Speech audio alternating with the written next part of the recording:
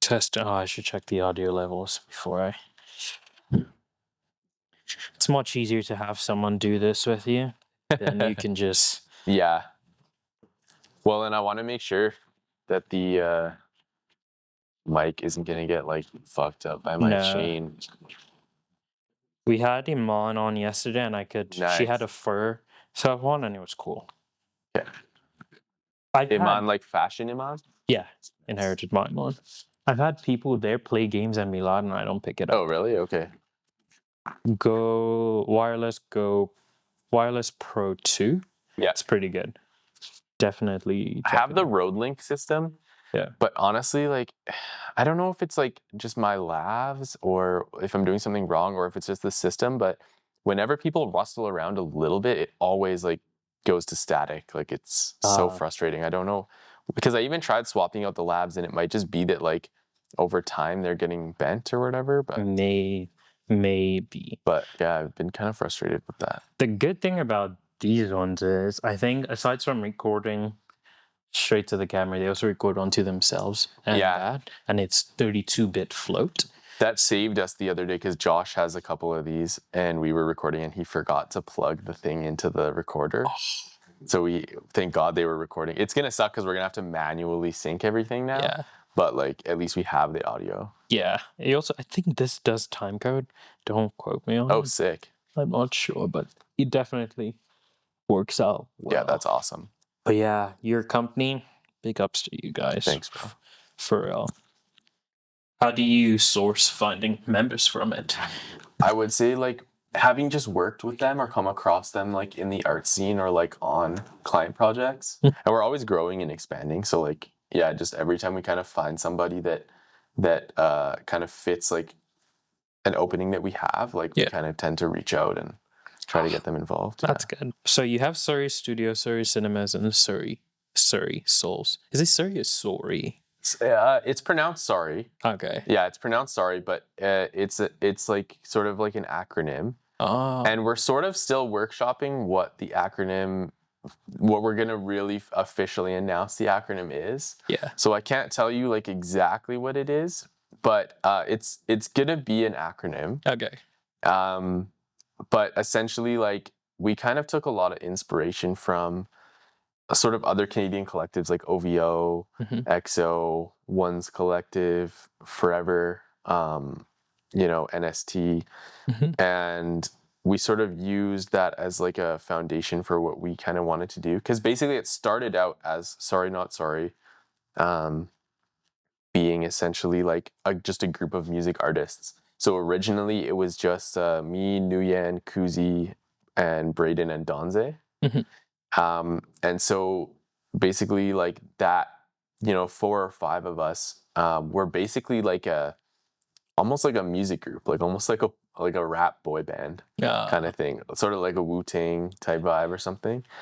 And so the kind of expansion into like SRRY Souls, SRRY Studios, SRRY Cinema is just sort of like the offshoot and the expansion of that. So now like we're like a fully registered company, SRRY Entertainment, everything sort of under that. So it's just sort of like the natural progression of kind of expanding out into all these different avenues that we were kind of already doing anyways. Yeah. Because the way that we basically started was like making music and then buying cameras so we could shoot our own music videos.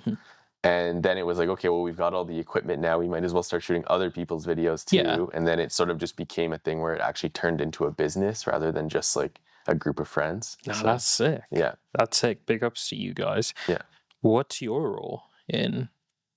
So I'm like the founder. I'm kind of probably the lead person as far as like the music and film side of things. So I think it depends on which side you want to sort of like lean into, but I usually identify myself as like a producer, cinematographer, and just usually founder. Yeah. But I am usually in a lead role on most of the projects because this is what I do full time. So a lot of our other team members, for example, Anthony is in the camera union. He goes out on set all the time. Lesha is working towards the union. She's out on set all the time. Annabeth works at the camera store. Aaliyah is the is a curator for the National Museum of Human Rights. So most of our team members actually have quote unquote day jobs and real jobs. And I'm sort of the only one that like, this is my 100% of the time full time. Yeah. So I do typically sort of take on sort of a director, producer, key creative role on like pretty much everything. Yeah, it's your team members. Your team is stacked because I follow each and every one of, okay, maybe not Josh, but I follow most of your team, and I'm a huge fan of their work. Like, I definitely want to work with, if not every one of you. Aside your company, I definitely want to work with everyone on your team, and what you produce is just... Thanks, I appreciate that. Problem. Welcome to MOGUL Radio, a platform where we sit and chat with today's creators, innovators, and honestly, friends. Join us as we dive into the candid conversations on the stories of their passion, what inspired them to pursue this passion, and challenges they face during this passion. Let's dive in. Today I have with me Obsinema. What's up, man? How are you doing? Hey, what's up? I'm good. How are you? Pretty good. Thank you for joining us today. Yeah, of course. I know you're quite busy with the company, personal projects, and just set life. Yeah. So I appreciate you being here. Yeah, of course. Anytime. How's that been? It's good, man. It's been busy. Yeah, it's been really busy. Yeah, finally kind of have a couple of days off here. So it's been really nice to kind of take a moment and breathe a little bit and catch up on some laundry and some groceries and stuff like that. Yeah. No, that's good. That's good. You're a multifaceted artist. You do essentially everything. Yeah. If I can say that. How did you get into that? So I got into, I guess, creative outlets professionally, like through university. I was always sort of doing art projects, mostly like visual arts, like painting and some film studies and stuff in high school.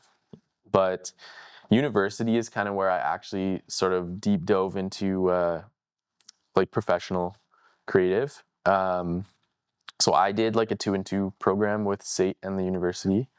And so I basically got like a film production diploma and a film studies degree. And so that kind of gave me the tools to get started with filmmaking and music production. Because thankfully, like SAIT is a very wide encompassing education program for film. And so we actually learned, it was with the intention of learning it for film, but we actually learned a lot of sound mixing fundamentals and recording fundamentals. And so for me, like, I actually got into music because I had my final project at SAIT was a music video. And the way that it works in your final year at SAIT, at least at the time when I was there, was everybody would sort of compete for certain projects. So you would have to come up with a pitch and pitch it to the faculty the same way maybe in the real world you would pitch to a production company or something, right? And we would each deliver a pitch. So there was, I think, maybe like one 30-minute film, a 15-minute film, and a music video or something like that as like the final projects for the year. I think there was some commercials maybe too. And so anyways, I ended up winning the music video pitch. And it was a pitch for another local artist who actually dropped out like a couple days before we were supposed to film the music video. And I was like really pressed because I was actually going to fail if I didn't, because this was my final project. It made up like 70% of my grade for that year. So they actually told me like I was going to have to come back and do another semester if I didn't come up with something. So I literally had like 2 or 3 days to figure out what to film because we had already booked locations. We had backgrounds. The crew was already booked. So we actually had to like make a song over the weekend to start shooting on Monday. So I actually made my first song. Like I made my own song. And then we shot the music video for it using all the locations that we had booked to shoot that other completely different concept. That's fucking crazy. Yeah. So my first song, Insomnia, was like literally made over the weekend. and we shot the music video the next week for my SAIT final project. That's insane. For your first song to be, I don't want to feel I'm just going to do this myself. Just taking that ownership and I guess that accountability to, not just for your own grades, but it kind of worked out. Exactly. So that was actually kind of my jumpstart for music and film, because that was what got me into music, was making that song. And then that was also kind of like my first semi-serious film project. Was it just a one-man crew or you had a team? No, we had a team. So basically the way that it worked was, it was like we had maybe, 15 people from the class that would work in different roles on the crew. So I directed, which was really hard and challenging because I was also then in the music video, which I hadn't originally planned. And I try not to do that as much as I can now. I don't really like to direct and be in front of the camera at the same time. It's kind of difficult. But I forced it for that project. And but we had we had a DP and a gaffer and some PAs and all sorts of stuff. Yeah, so it was a full crew. Oh, no, that's sick. I know SAIT has a very good program for film stuff. Yeah. Because I know one of my friends, Oscar, he also did. Yeah. He also went there, and it's a whole thing. Yeah. It's way better than I expected it to be. Yeah. So, big ups to SAIT on that. Yeah. I mean, I actually went to BC and toured all of the film schools and everything, and I still found SAIT was the best one. Yeah. Dang, that's crazy. And now you're here, you're doing not just the film stuff, but also the music stuff. Yeah. What about the music did you like after that first project that you just told yourself, I'm going to keep continuing this? I think it was actually kind of the reception of other people, because I sort of made it for fun. I don't know if even at that time there was a whole lot of intention on like taking music seriously. But then the reception was really good. Like we had a lot of obviously a lot of my friends and family, great reception. People still talk about that music video because it gets shown every year to like the next classes of SAIT students. So everybody I see on set that went to SAIT are like, wait, is that the guy? And I think it got a really good reception, and there was a lot of people even in Toronto, like bigger producers and stuff, that heard it and reached out and kind of like were really interested in our stuff. And so I mean, it just sort of like the reception was just so good that I was like, okay, like maybe we can do this like seriously, like maybe we can actually take this somewhere. So yeah, that's sick. Yeah. From that crew you worked with on that music project, do you still, I guess, keep in touch or still work with some of them? Yeah, a lot of them actually. So Emil was on that music video. He did all the gimbal shots, and I believe he was the gaffer. But Emil is still a major collaborator with SRRY. He's the one that does like most of our jib crane stuff. He's like one of the key people behind the live showcase that we do. So we have a live showcase that we film 4 times per year, where we usually shoot for 2 or 3 days, and we get maybe 10 to 15 artists each day that come in and perform kind of like their best song or like their next upcoming song. I've seen that. That's sick as well. Yeah, so Emil is actually, I would say, like the key person behind that. So that we actually shoot on his FX6 with his whole jib crane setup. And so he's like one of the key people behind that. So we still collaborate with Emil quite frequently. My buddy Greg, he's done some short films with us. He directed our music video that we did after that, which was Poseidon, which is sort of like a Halloween vampire thing, which is it's kind of a popular video as well. I mean, I still see a lot of those guys. A lot of them moved to Vancouver, the people from my class.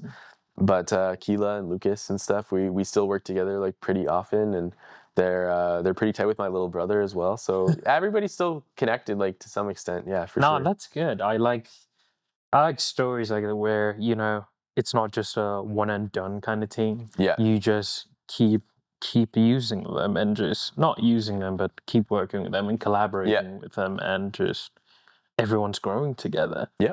You mentioned some of them moved to Vancouver. Yeah. What are your thoughts on, you meet someone, whether it's a creative or not a creative, they always talk down in Calgary. I'm sure you've experienced that. Calgary's not the place for it. Let's go to Toronto. Let's go to Vancouver. Right. How do you feel about that? I think one of the main reasons why people are even interested in working with me or talking to me is because I do champion the city, maybe more than other people do. You know, I found even some people from Calgary tend to be a little bit embarrassed about being from here. Yeah, for sure. But there are a lot of things that I've learned. I'll speak to Vancouver because I don't have enough experience to really speak on Toronto too much. But I've spent a lot of time in Vancouver now. And one thing I will say is Vancouver is very different. You know, as far as film is concerned, there's a lot more work. You know, it is sort of Holly North.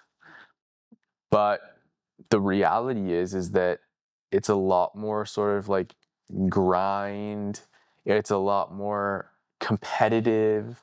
It's doesn't actually have the same spirit that Calgary has. The thing about Calgary is that because it's a smaller and growing and developing art scene, I think people are a lot more collaborative. They're a lot more willing to work with each other. They're a little bit more, I don't know, social. It's just a very different atmosphere. I have clients that came here from Vancouver to work on projects here and were like totally shocked by the amount of things like we were able to do. Like we can get this location and we can get this amount of extras and we can, you know, get this many team members and this sort of lighting equipment and these lenses and these, you know, and they were like, this would have been like impossible to figure out in Vancouver. It would have been like, you know, $30,000 and we did it here for like $3,000, right? Yeah. So it's kind of like one of those things where I have a lot of friends. So those friends that I mentioned, you know, I have friends that moved from Calgary to Vancouver. And even though it has so many more jobs available, the competition is so much higher that it actually offsets it the opposite direction. So I have friends that have been there and like are working as chefs, like just waiting to get film jobs, and they're just not like the jobs just aren't coming through. And so the reality is Calgary is actually a great place to be a creative because there's such an emphasis right now on building the art scene and growing that artists are actually getting opportunities to shine, right? Like to take everything I just said and like simplify it a lot. Yeah. It's like bigger fish, smaller pond, right?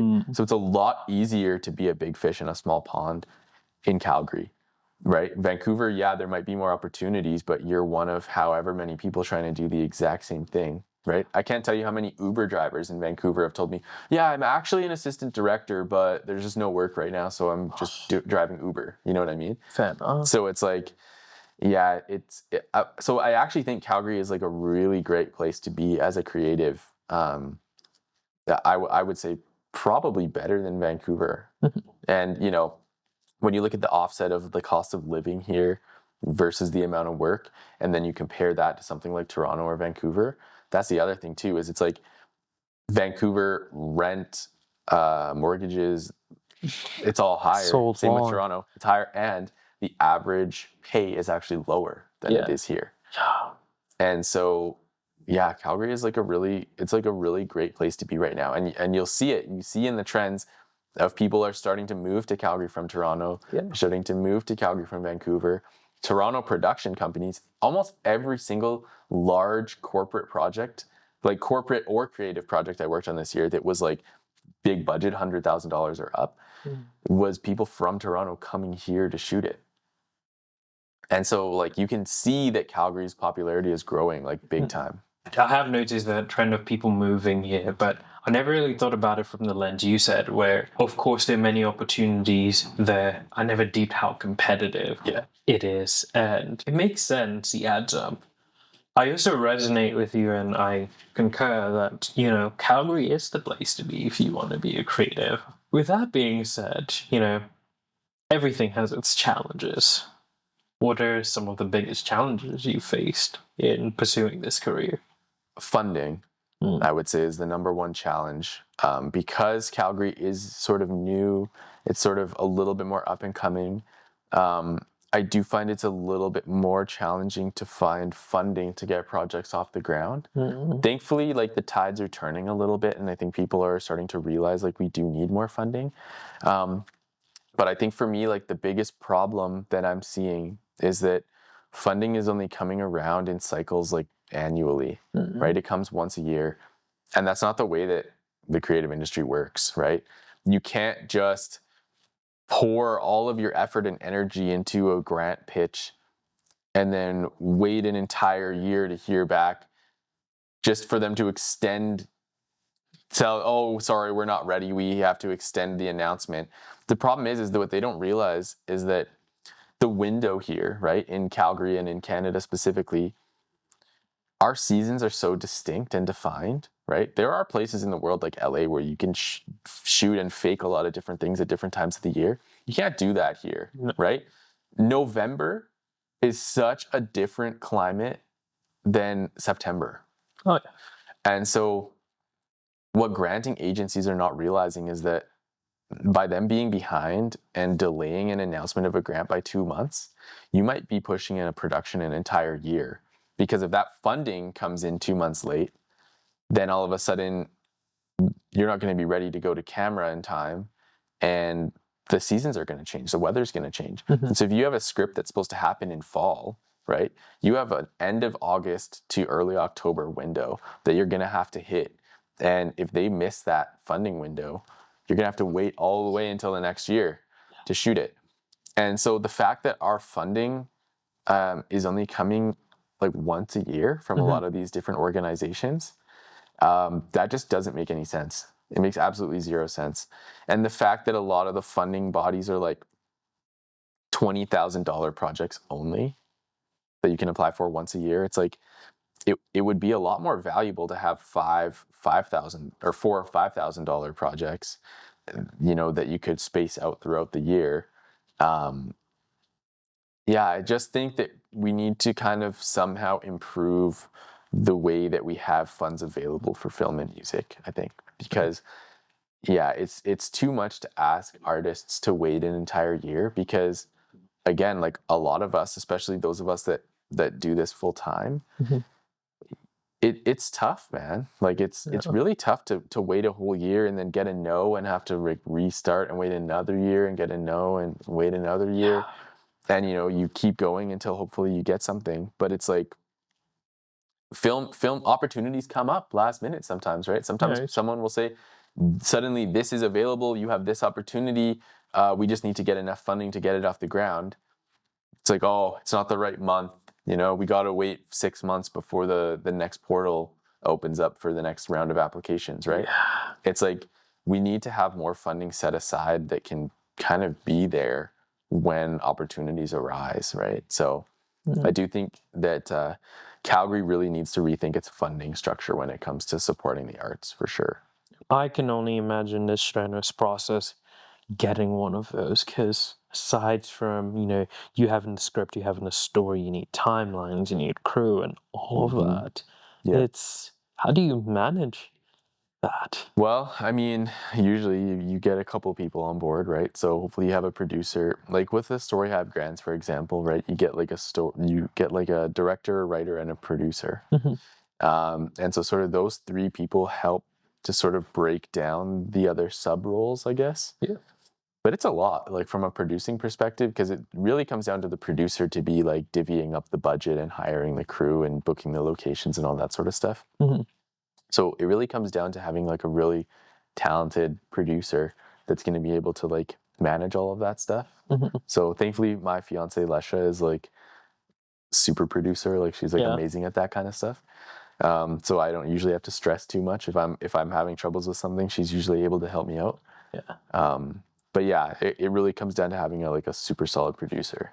In your, I guess, journey of being this creative we all know you as, what are some quote-unquote failures that you've faced, and what are some lessons you've learned? Sure.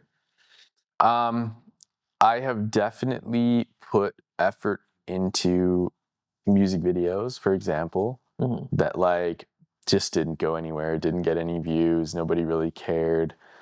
Sometimes it came down to the presentation, maybe the marketing, the editing, maybe. So I think sometimes there are risks that you take as an artist with an idea or a concept that you think is going to resonate with people, and it doesn't always, right? Yeah. So I actually have a couple projects that we launched like a while ago that didn't do quite as well as expected, that I'm possibly gonna like recolor, reformat, remaster, and maybe try a re-release and sort of give it a second go and see like if the reception is a little bit better. So that's definitely a failure. I have actually run 2, maybe you could say 3 production companies before this one, that each had sort of their growing moments for sure. I'm not gonna like throw anyone under the bus by naming out the names of the companies. That's fine. But I had a company very early on that I ran with my buddy Emil and a couple of our other friends, like Nguyen, who I do music with quite often. We have our duo Sandstone City. Yeah. He and I that's where we first got into music and engineering. And then Emil and I kind of did the film side of things for this company. And so the 3 of us kind of worked together. And then there was one other sort of boss guy that we worked for. And that was a very, very formative experience for me, because I joined that company right out of film school and right after I had made that first song. And so that company actually is what got me into like taking clients and actually engineering other people for music. And then that company also brought in a lot of corporate clients and had us like filming commercials and stuff. And so that's where I kind of learned a lot about the corporate world and like doing client projects and videos and stuff. And so that company was like a big time learning experience. I worked there up until COVID, and then we sort of like closed the company down like for COVID and then never kind of like started back up. But there were a lot of big time learning experiences in that, because for one thing, something that I learned and that I had failed at was we were too young and it was too early to be trying to run a production company. Like we just didn't have the experience. We didn't have the clientele to basically make enough money to cover the overhead that we had at the space that we were renting. So that was something that, looking back on, was a learning moment, was kind of like pacing yourself and not trying to jump too far ahead. I feel like we were really captivated by the idea of like having a production company and having, you know, we've got multiple recording studios and like a big green screen setup and all of these things. But, you know, paying $2,500 a month for all that stuff that you're only going to use maybe once or twice a month when a certain project demands a green screen or whatever, right? It makes a lot more sense to just pay the $50 or $100 or whatever it might be to rent that green screen for a couple hours from somebody else, right? Like you don't necessarily always have to have everything yourself, right? So I've now, in my older age, learned that it's okay to like not own everything and just like rent stuff as needed, right? I used to be so set on like, I need to buy this, I need to buy that, I need to buy this. We need to have our own space that has this and this and this. And it's like, now I've realized like, you don't really need to own everything. You can rent stuff. Like it's okay to just rent. It's okay to like, but at the time, like I didn't have all the connections. I didn't know, oh, this studio exists. Oh, this person has this equipment. Oh, you know, so it took time for me to learn that these sort of things were actually available for creators. So that's something that I think we sort of failed in, was just jumping the gun a little bit on like trying to do the production company idea a little too soon. And then even the sort of 2 sort of production companies that I ran sort of post COVID, in those ones, it was sort of like 2 different companies for different types of work. So it was like we sort of had Sandstone Cinema, which was like kind of like the early version of SRRY Cinema. And then Kamika and I had Doubled View, which was sort of a more professionally facing production company, I would say. So that's the one that we used for like our TELUS projects, our Netflix projects, our client facing works, and generally anything that she and I were working on together. But one thing about that was it was a little bit, I think we sort of divided ourselves and our team unnecessarily. I think we were really worried about the branding and, okay, do we want our corporate clients to see all these rap music videos that we're doing and all these things, right? But what I've realized since is that people just want to see good quality. They want to see what you can do. And at the end of the day, like as a production company, like whatever you're putting on your portfolio or putting out for the world to see, like you should be putting your best foot forward. And so now we've kind of put all our eggs in the same basket with the whole, Sorry Not Sorry overall collective, having, Sorry Souls, Sorry Studios, Sorry Cinema, and having the team really sort of more unified now. It's given us a lot more. I've been a little surprised actually, but at how much better the reception has been and how much, work and interest we've been getting, even from the corporate client side. Even though our portfolio is primarily music videos, we're still getting asked to do commercials and work with like more professional clients. So it's been really nice to see, I guess, that the corporate world is kind of maybe a little bit more tolerable and a little bit more accepting towards like rap and R&B and maybe more so than it was like 5 years ago. Right? Yeah. What would you say your favorite project you've worked on is? My favorite project I've worked on ever. That's tough. That is a tough one for sure. I honestly would say this music video that we have that's about to come out, Worlds Apart by Manila Grey, it will probably be out by the time this interview comes out. Worlds Apart by Manila Grey is like kind of like a dream come true. Like Manila Grey was always like sort of in my top 3 favorite Canadian artists, like when I was first getting into music. And so I even remember like in the early days of, Kamika and I applying for grants and making plans, Manila Grey was always on our list of people that we wanted to work with and pitch ideas to. And so the fact that now Sorry Cinema is like a major, collaborator with Ones Co and with Manila Grey, and that we're doing like all their music videos now. That's been pretty crazy for me. And the fact that we were actually able to bring them out from Vancouver to Calgary to shoot the video. We actually went to Drumheller and we shot in the Badlands, and we shot at Studio Bell, we shot at Contemporary Calgary. And so that was really cool for me to be able to take them, who are sort of like, idols that I look up to when it comes to music, and then be able to sort of like incorporate the Calgary atmosphere into their work, right? Because up until now, like they've been very sort of like Vancouver, Asia focused with the videos, and so this was really cool to be able to sort of like, take our home and kind of like work that into their story a little bit. So that was pretty cool. So I'm excited for people to see that, and that's gonna be a big one for me. Such a full circle moment. Definitely, yeah, big time. What inspiration drove, I guess, that project, or to make it more general instead of limited to that project? What inspiration drives you? Where do you get your inspiration from? Sure. Whatever projects you do, whether it be music, film. Yeah, I would say I get a lot of my inspiration from like art house cinema, from music videos. I find a lot of inspiration from film festival creatives, Instagram creatives. I try to take as much inspiration as I can from Canadian sources. So if you look at my playlists, you look at a lot of my favorite movies, you're going to see a lot of Canadian directors, you're going to see a lot of Canadian artists.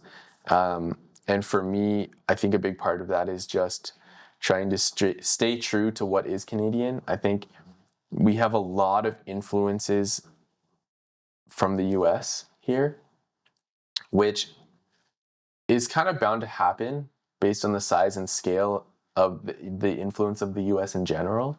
But I do think it's important for us to try to find what makes us unique as Canadians, and how do we sound. For me, it's like trying to find as much Canadian influence as possible, just to try to tap into like what is that makes us unique and like individual, which sort of is the whole reason behind Sorry Cinema, right? Because there's the whole sort of trope of Canadians saying sorry all the time and being nice, right? And so that's sort of like the whole idea behind it actually is like that very Canadian sort of like patriotism in a way. Yeah. That's very creative. I like that. I guess I should have asked you that, but thank you for sharing, honestly. Yeah. What advice would you give someone that's trying to get, into the field you're an expert in, whether it be film or it be music? Yeah, okay. That's a really good question, actually, because that's something that I really wish somebody had been straight up with me going in. So the one thing I will say is, if you know that you want to work in film and you don't know what you want to do in film, then film school is a pretty good option, right? I'm glad that I went to film school because I knew I wanted to work in film. And I think early on, I thought maybe I wanted to be a director. I think a lot of people think they want to be a director. Or I thought I wanted to be in the art department or a writer. And it wasn't until I actually got on set with the camera in my hands that I realized that I actually wanted to be in the camera department. Mm-hmm. And so if I hadn't gone to film school and had the opportunity to try all of the different roles and positions, then I never would have figured that out. But what I'll say, the flip side of things is that if you know what you want to do, if you're like, I really want to be a boom up, I really want to work in sound, or I really want to work in art department, set design, set deck, I really want to work in camera, whatever it may be, I would highly suggest not going to university at all. Don't go to school. Just get into the union. Just figure out what the union specifications are, see what they need for you to become a permittee, and just start there. Like, honestly, in the camera department specifically, if I had joined the camera department straight out of high school, like if I had just done the trainee program and started working right away, I would be so much further along in my career than I am.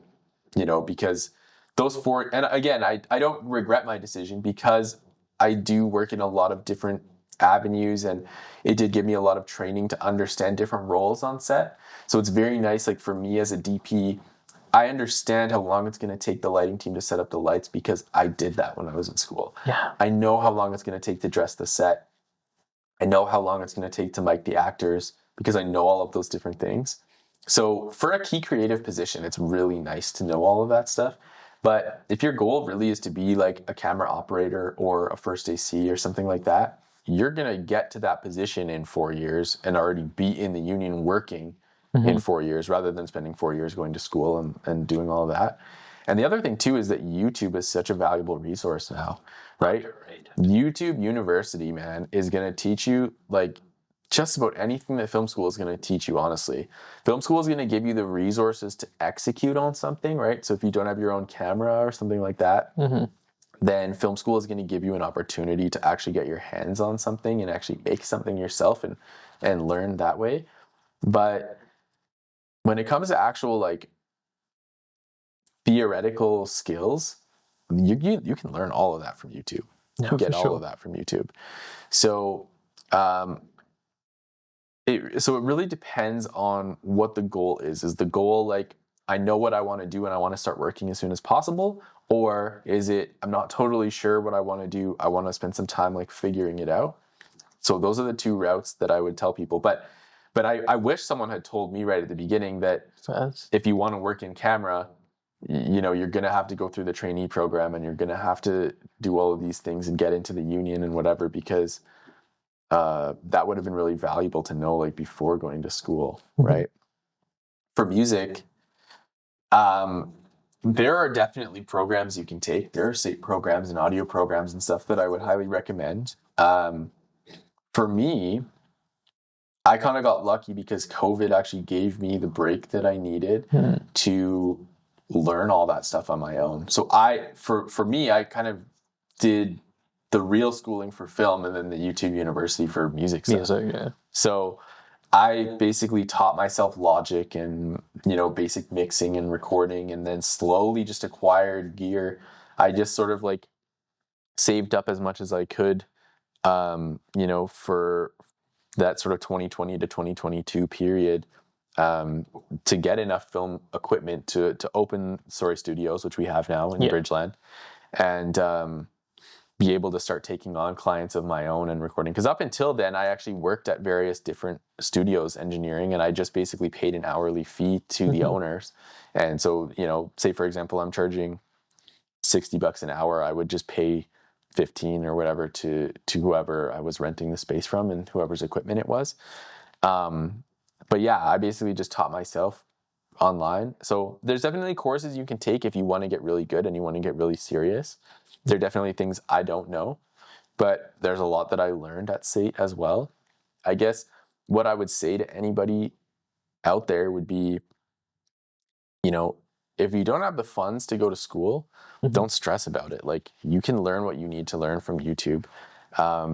And if you do have the funds to go to school, strongly think about if schooling is actually going to provide what you need for your career. Because yeah, it's awesome that I have a university degree, especially if someday I do decide to go back and maybe get my master's or become a professor or something.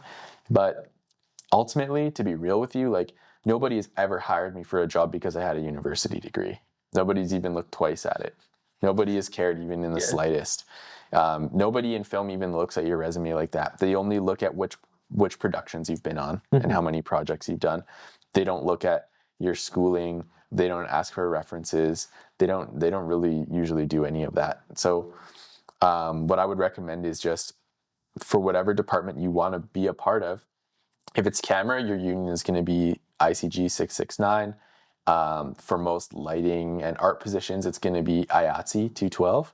And then for directing, assistant directing locations, that's going to be DGC. And DGC has different, there's DGC Alberta, DCG Manitoba. There's a bunch of different, basically sub-unions of DGC for each different province and territory. So what I would say is figure out what role you're most passionate about or most interested in, and then go to those websites for the unions, figure out what you need to become a permit member. And usually those websites will actually list their members as well.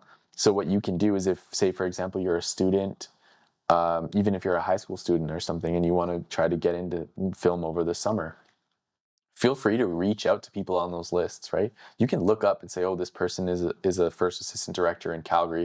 And you can reach out to them and say, hey, my name is so-and-so. I'm really interested in getting into the directing department. Is there a chance that I could come out and shadow you on set this summer if there's any productions going on, right? And I know a lot of people in the industry that have actually gotten hired into paid positions off of basically volunteering their time on an internship and just proving their value enough that they actually get hired on and become a part of the crew and get paid and everything. So, you know, showing initiative and kind of like being a good sport on set, like, can take you a long way. I started off as a photographer. Yeah.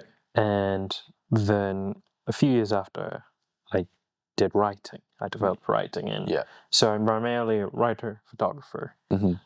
Not until I met Anthony. And he's the one that, I guess, practically introduced me into the film world. He's like, I want you to direct something. Write it. I'll help you bring your vision to life. Because Anthony just loves to shoot. He doesn't want to be involved in the directing and whatnot. I was like, okay, Fess, you know what?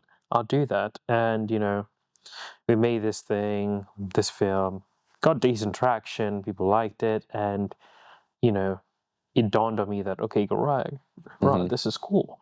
And I wanted to keep it going. But I couldn't depend on Anthony every time I have to shoot. For sure. And it just felt long that, you know, I had to rely on certain people. Because obviously they have lives outside my project. They have other projects they want to work on. So I'm like, you know what? I'm going to get all these things and I'm going to teach myself. And I'm lucky that all the jobs I've done have been able to fund all of this. But how do you know when to stop? Right. Is the question. And that's a question I still ask myself every day. Because I'm always ordering stuff. My Lesha gets mad at me because she'll see my Amazon bill and I've like ordered a million things. And Anthony is one of the worst for it because every day he's sending me something. Oh, there's a sale today. You want to split this 50-50? I've bought 2 or 3 things with him just in the past couple months because he sends it to me and he's like, this is a really good deal. We don't want to miss out on this opportunity. But I had to tell him on the most recent thing. I said, you know what? Do we really need this though? You know, because it can be kind of hard to be like, when do we have enough, right? Yeah. So for me, I kind of decided, I'm trying to decide that you've got enough when you've got an A cam and a B cam and a key light and a fill light and something to record sound. I feel like that's it. Obviously, you're going to need some lenses. So I would say a wide lens, a medium lens, and like a telephoto, right? Or a zoom, right? You could get away with a 24-70, but for something like this where you're going to need 2 cameras, you're going to need 2 lenses, right? So what I would say is get an 18-35 and a 24-70 lens. Get at least 1 camera and at least a key light. And that's probably going to be enough to get you through most of the jobs that you're going to want to do, especially if it's like for social media or it's short form or something like that for YouTube. It can be tough to know. It can be tough to know when to stop, because I'm at the point now where I'm like, okay, I need to get a cinema lens kit, right? I need to get...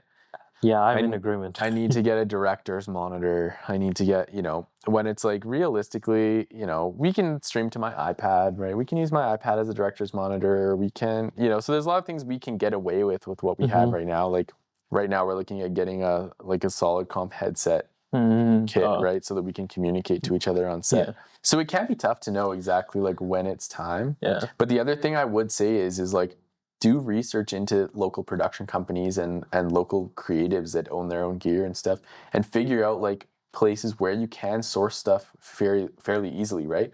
So one thing I will shout out is CSIF. Like I have a production membership with CSIF, and man, I work with CSIF like every month. Probably I rent stuff from there because they've got a lot now, man. They've got Dana Dolly, they've got Canon prime lenses, they've got Sumo monitor, they've got all the C stands and flops and diffusion and grip lighting stuff that you could need, and then NPR is like a really good choice as well. If you kind of need like lighting, lenses, and camera bodies, right? NPR is going to have a lot of camera bodies. So say, for example, you have your own A cam, but maybe you need to rent a B cam for a day in order to execute an interview or a music video or something.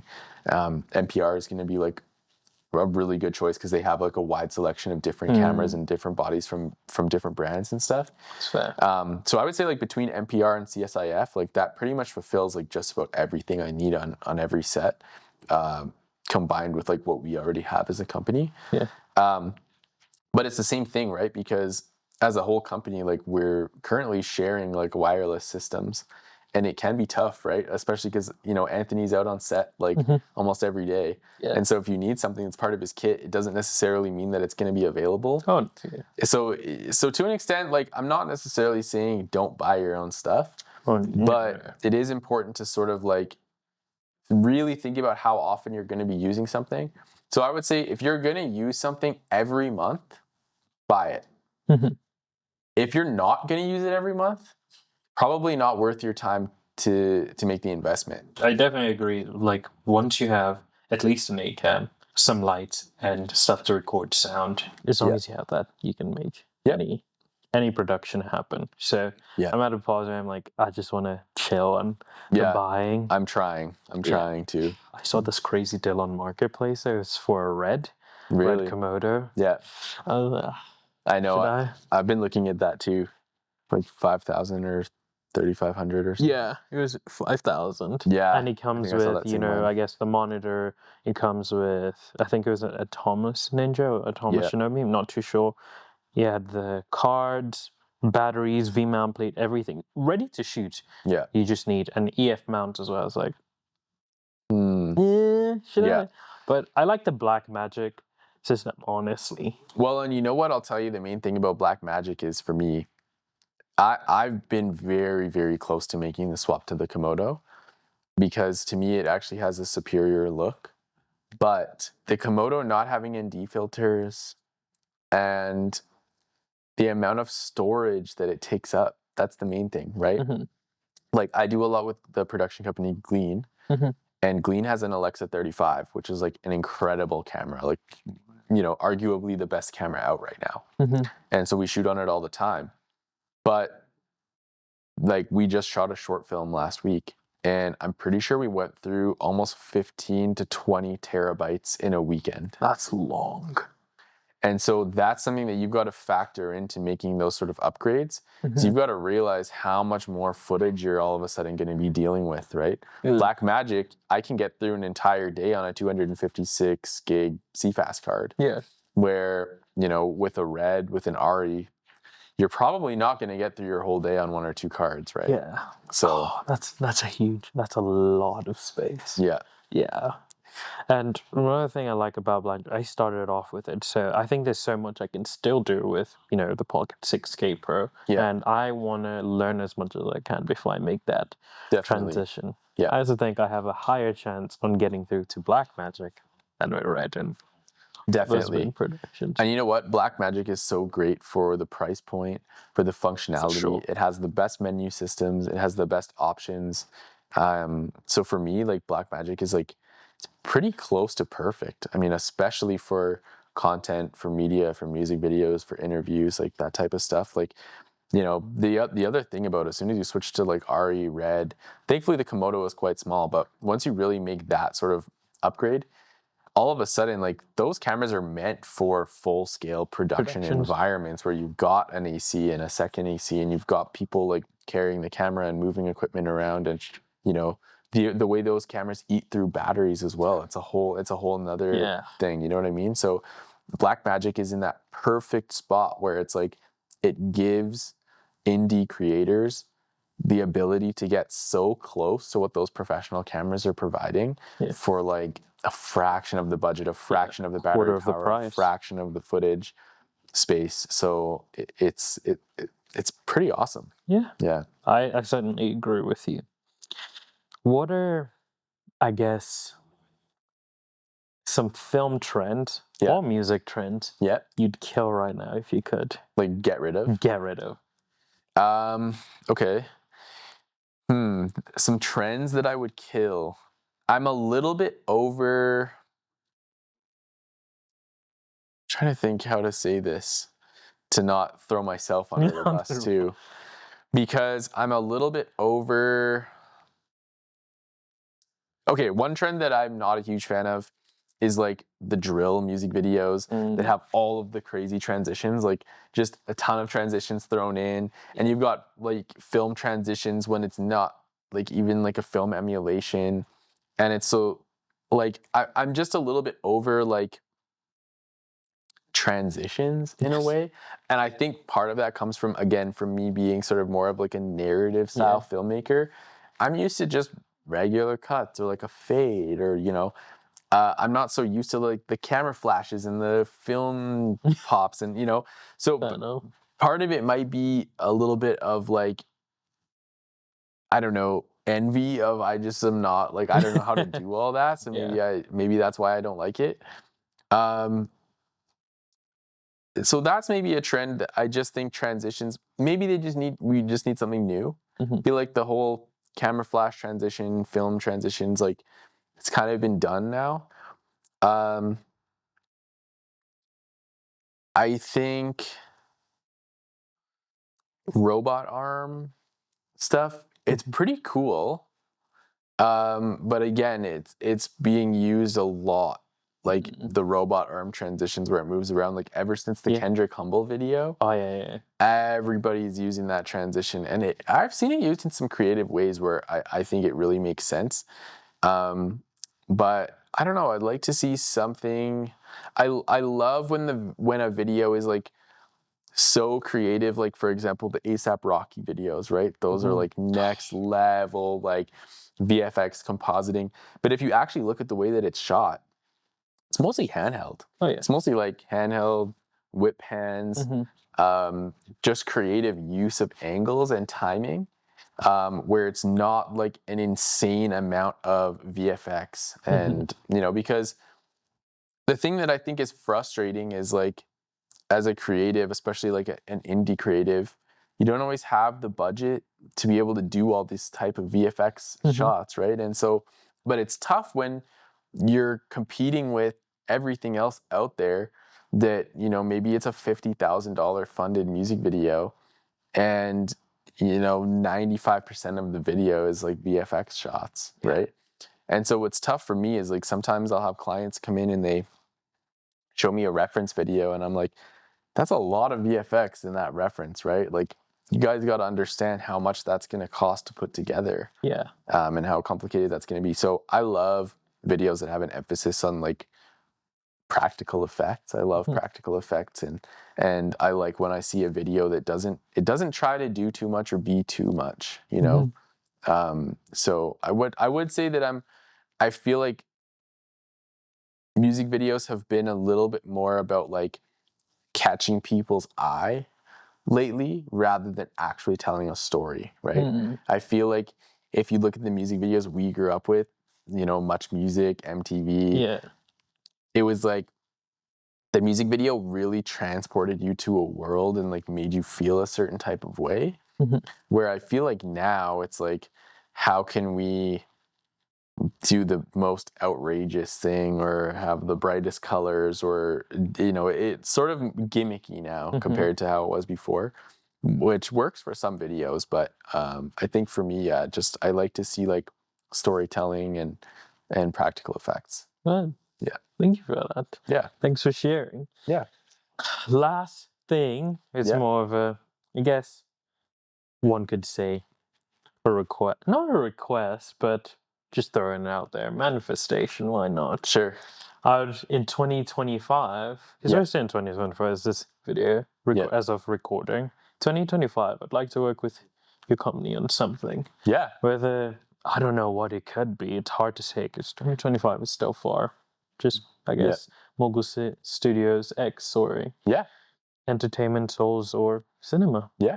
Definitely. I'd like to put that out there. Yeah, absolutely. Like, honestly, like I'm really trying to bridge connections between people and get some bigger projects off the ground. Yeah. Like we've been having some talks and some meetings with like foreigners about trying to partner with them on some stuff. I would love to partner with you on some stuff. I would appreciate that. Yeah. So I mean, like my goal, like honestly, my goal in general, like for all time, is like to build this into like a powerhouse, tight-knit community where we are getting like projects like Toronto, like Vancouver.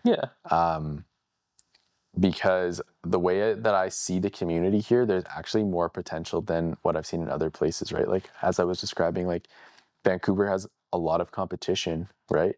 Like people don't really work together, and I think it actually holds back the industry there, especially for indie creators. To the point where I see so much more opportunity for us here. So yeah, we'll definitely find something, like whether it's a music video or maybe like an Arc'teryx project or something. That I'm manifesting. I just really wanted that. But I'm happy that you guys got in, you guys executed it. Yeah, and so that's the thing is now, because you know what, like before, like they would fly in people from other places. And so my goal now is to prove to these companies, like, no, we have people here that can do it and can do it like at that level of quality, right? Yeah. So now my goal is to start getting big enough budgets that we can get projects where we can all work together on them, right? For sure. And that's one reason why I'm, I guess, doing this class of 2025 MOGUL Radio class of years. I want people to see these other artists that are more than capable and are all located in Calgary, because from everyone I've had on here is Calgary based. And you should all go check their portfolios, honestly. They speak for themselves. Thank you for being here, man. I appreciate you being here, and I'm looking forward to the projects you have coming up. Yeah, definitely. Yeah, we'll have to work on something this year for sure. Easy.